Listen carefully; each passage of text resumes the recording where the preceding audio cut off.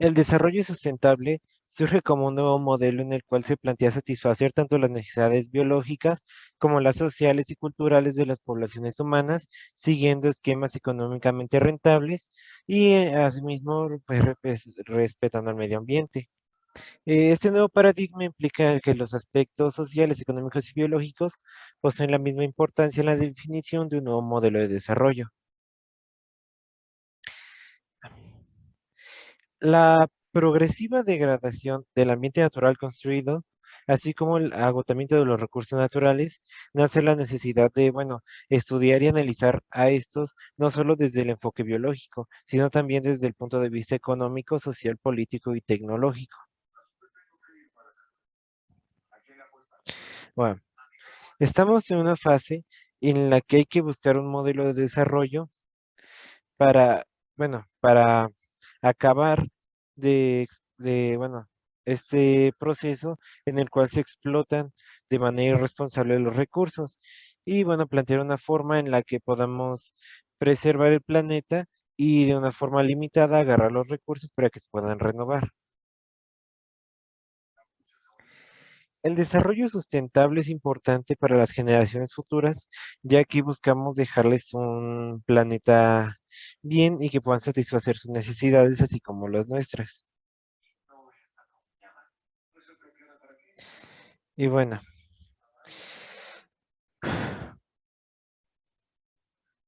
am, como en términos de la sociedad, nos pone esto como para buscar poner la calidad de vida primero y buscar la disminución de las desigualdades sociales y situar el capital humano en primer término. Constituyen otra clave fundamental del concepto de sustentabilidad. Nos previene contra la absurda idea tan común en nuestra modernidad de considerar que las cosas por encima de las personas, así se trata de la naturaleza o de la ciudad.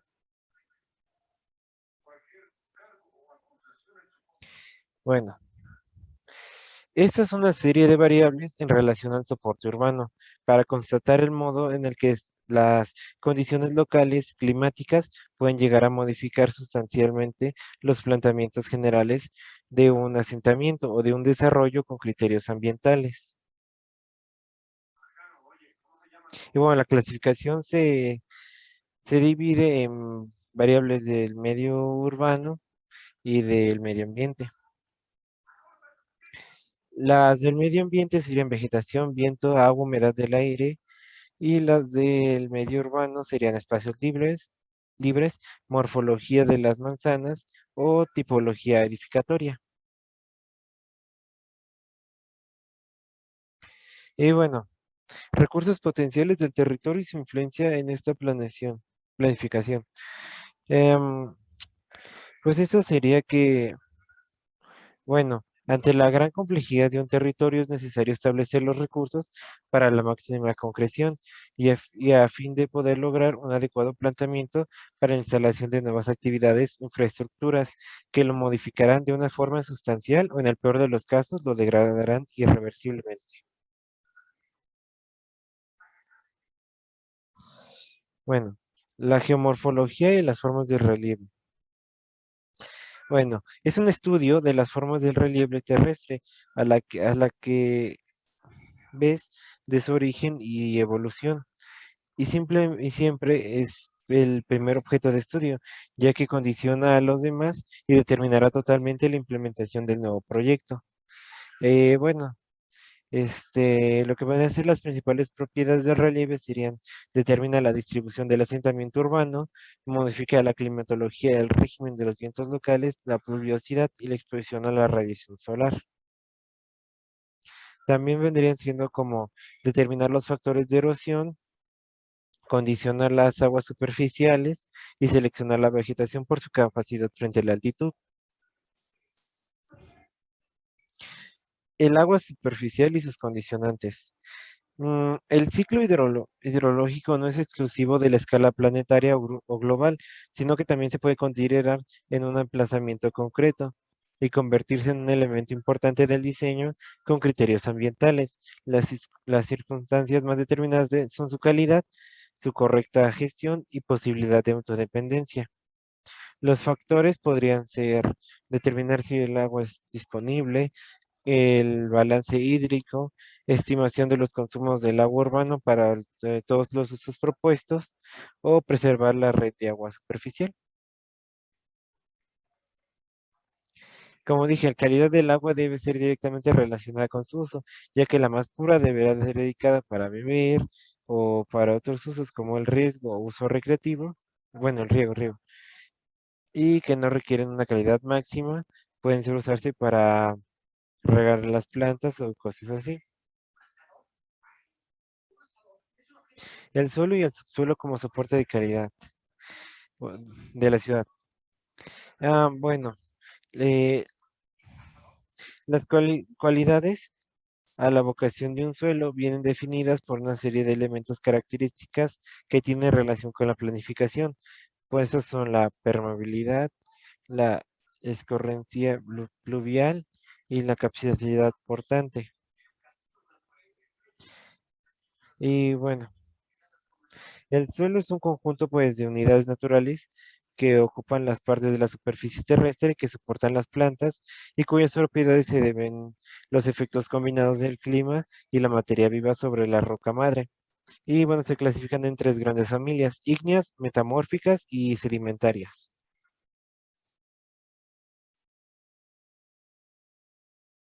La vegetación y sus principales ambientales. Y bueno, la vegetación es un manto vegetal del territorio y estabiliza las pendientes, retarda la erosión, influye en la cantidad y la calidad del agua, mantiene los microclimas locales y filtra la atmósfera. Y igual es hábitat de muchas especies de animales. Ah, la radiación solar, bueno, el sol influye directamente en el medio ambiente territorial y urbano de diversas formas, como podría ser la radiación solar directa y la radiación difusa. Y bueno, el viento pues es un de los factores decisivos para el confort térmico de áreas urbanas y bueno, se diferencian entre generales y locales. El general procede del glaciente térmico resultante de la radiación solar, que es más intensa en el ecuador que en otros polos, que en los polos, y que debido a la rotación de la Tierra los dirigen hacia la derecha del hemisferio norte y hacia la izquierda del sur. Y el local es más determinante desde el punto de vista urbanístico, ya que diversos factores geográficos, topográficos del tipo de vegetación o el suelo y la masa edificatoria lo van a particularizar notablemente.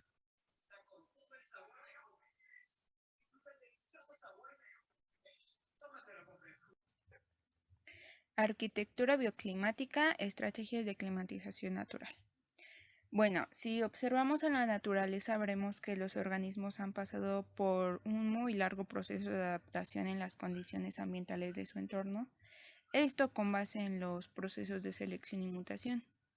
Bueno, estas soluciones que han encontrado los organismos para adaptarse al medio son pues bastante simples y lógicas. Entonces, la estrategia bioclimática más simple y lógica sería imitar estas soluciones ya probadas por la naturaleza. Y para entender este tema igual es importante saber el significado de estrategia. Y este término se refiere a las acciones para la consecución de un fin. Esto basadas en ciertas reglas o principios que ayuden a tomar las decisiones correctas. Bueno, en el caso del diseño bioclimático, la toma de decisiones se basa en el análisis de las condicionantes ambientales. Y pasamos a las estrategias básicas de climatización pasiva.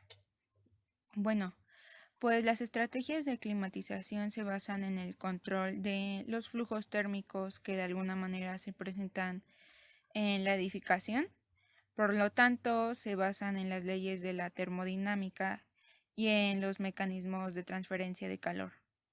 Bueno, los mecanismos de transferencia de calor son tres, que ya los conocemos, que es la conducción, la convección y la radiación. Y los siguientes serían las herramientas de análisis. La primera sería la carta bioclimática. En esta, Víctor fue el primero en definir una zona de confort con fines arquitectónicos, esto a partir de un diagrama de temperaturas y humedades a la que nombró carta bioclimática. En esta carta se define la zona de confort y 4 estrategias básicas de diseño, que sería el calentamiento, el control solar o sombreado, la ventilación natural y la humidificación. Esta carta está hecha por un arropamiento de un ciclo y también se puede utilizar para distintos grados de metabolismo, como serían 130, 210, 300 y 400. En esta carta se grafican las líneas correspondientes a las temperaturas similares máximas y mínimas de cada uno de los meses, y de igual manera se definen los porcentajes correspondientes a cada una de las estrategias. Y pasamos a los triángulos de confort. Bueno, esta fue desarrollada por John Martin Evans. Los triángulos de confort, pues de alguna manera se relacionan las variables de temperatura y oscilación térmica. Esta última es un proceso de parámetro importante, ya que ya que establece las variaciones de temperatura, esto a lo largo del día. La siguiente sería la carta psicométrica. Bueno, pues Gibboni presentó un programa psicométrico en donde definió los límites de efectividad de diferentes estrategias de diseño enfocadas a conseguir el confort hidrotérmico. Bueno, los límites para las estrategias forman zonas que indican hasta dónde el diseño adecuado de las edificaciones puede responder favorablemente ante determinadas condiciones de temperatura y humedades para proporcionar un ambiente confortable. La modernidad y la posmodernidad. La modernidad está ligada al proceso de racionalismo occidental que ha producido una cultura que se expresa en la ciencia experimental, en las teorías sobre la moral y en las artes desligadas de la religión. Es decir, que hay un cuestionamiento del conocimiento pasado. Debemos mencionar que el cambio más importante en la modernidad fue que los proyectistas aceptaron una responsabilidad social y la arquitectura, así como el diseño, se convirtió en un servicio para satisfacer necesidades prácticas y no para anhelos estéticos. La posmodernidad se refiere a la disolución de las formas sociales asociadas con la modernidad. El posmodernismo es un área de estudio académico desde 1980 que creció a partir del modernismo. Se define como un movimiento ecléctico que se origina en la estética, en la arquitectura y en la filosofía. La estética en el espacio urbano. Al diseñar se emplean las valoraciones estéticas de las percepciones, las cuales son tratadas por la estética formal y por la teoría de la valoración. La estética es la rama de la filosofía relacionada con la esencia y percepción de la belleza y la fealdad. Su finalidad es mostrar si los objetos son percibidos de un modo particular o si los objetos tienen en sí mismos cualidades específicas o estéticas, aunque también dependen del criterio de la persona que lo esté viendo. La ética en el urbanismo. En el siglo XX se crean las primeras cátedras del urbanismo y se dictan las primeras clases de la disciplina. Dicha disciplina hace compatibles la vialidad y la habitabilidad. En un ámbito de escasez de recursos energéticos y de materia, el objeto económico es hacer más eficiente su consumo. Por último, la arquitectura urbana deberá prestar atención en las informaciones, conocimientos y métodos de análisis de las ciudades, así como demandas latentes de la sociedad y la producción de elementos de gestión. La expresión del espacio urbano. Una sociedad urbana es una cultura, y la cultura urbana posee un cierto sistema de valores, normas y relaciones sociales. El espacio es una expresión concreta de cada conjunto histórico en el cual la sociedad se especifica. El espacio, al igual que la materia, tiene dimensión, proporciones, color, textura, luz, complejidad, dinamismo, entre otras cualidades. Las condicionantes de la transformación del proyecto de arquitectura. A. El cambio en las formas de vida. Este inciso explica principalmente cómo es que la forma de vida nunca ha sido la misma en las sociedades y esta tiende a cambiar, dando como resultado la transformación de la vivienda en virtud de las necesidades reales de los usuarios como un tema recurrente en la arquitectura habitacional, por lo que al final terminamos en una realidad en la que sufrimos una arquitectura que no se adapta a nuestras necesidades ni al medio ambiente. B. El impacto energético y ambiental de los edificios. Este inciso explica principalmente cuáles son los principales factores que determinan el consumo energético de los edificios y cómo es que estos llegan a afectar a escala mundial, pues aproximadamente el 70% de las emisiones de carbono son gracias a los edificios. Aquí, el sector de la edificación es más accesible a modificaciones, pues sus distintas fases son propicias para la implementación de acciones de transformación y cambios a procesos de eficiencia energética y ambiental. Y para finalizar, las nuevas exigencias al edificio integradas en el diseño de proyecto. Este inciso explica principalmente los nuevos requerimientos que un proyecto arquitectónico debe satisfacer y que sean amigables con el ambiente. Algunos de estos ejemplos son los criterios de diseño energéticos y los medioambientales, además de las normativas y los controles de calidad de materiales. Gracias al proceso de transición y transformación se ha generado un nuevo lenguaje con el que se opera en la forma arquitectónica, con expresiones procedentes de distintas ramas como lo es la biología, la termodinámica o la geometría no euclidiana. Se busca conectar e interpretar la lectura contemporánea del espacio arquitectónico y adecuarlo a una nueva realidad. Conceptos como los injertos, el espacio-forma, fractal, la materia, secciones, pliegues, ficción y fragmento son solo algunos de los muchos conceptos que se han ido integrando a este nuevo proceso de transición y transformación. Y por último, los nuevos enfoques del diseño arquitectónico. El enfoque energético surge como un planteamiento de ahorro de energía, en el que se lleva a cabo el uso de energías limpias y no contaminantes para el medio ambiente. El enfoque ecológico busca entender al edificio como un ecosistema abierto y de naturaleza evidentemente artificial, en donde se planea incorporar lo orgánico con un proceso tecnológico que llegue a una armonía entre la naturaleza y el hombre. Y por último, el enfoque sostenible, que se fundamenta tanto en el uso de energías